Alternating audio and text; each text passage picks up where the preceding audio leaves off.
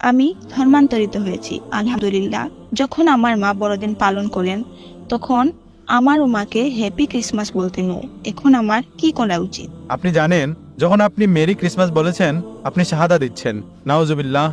যে 25শে ডিসেম্বর আল্লাহ তাআলা একটি পুত্র সন্তানের জন্ম দিয়েছেন। নাউজুবিল্লাহ। আপনি জানেন বোন, মা বাবাকে দাওয়াত করার একটা বড় সুযোগ।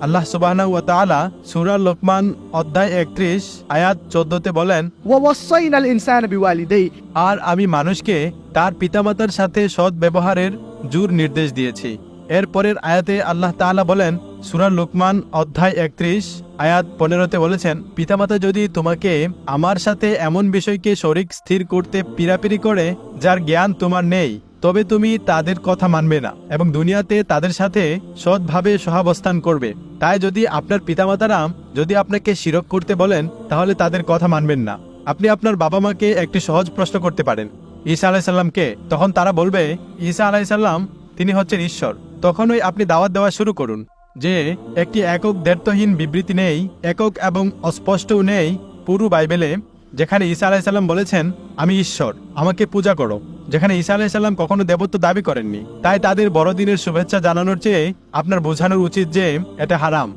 তাদেরকে তাদের ধর্মগ্রন্থের উদাহরণ দিন। আশা করি প্রশ্নের উত্তর দিতে পেরেছি।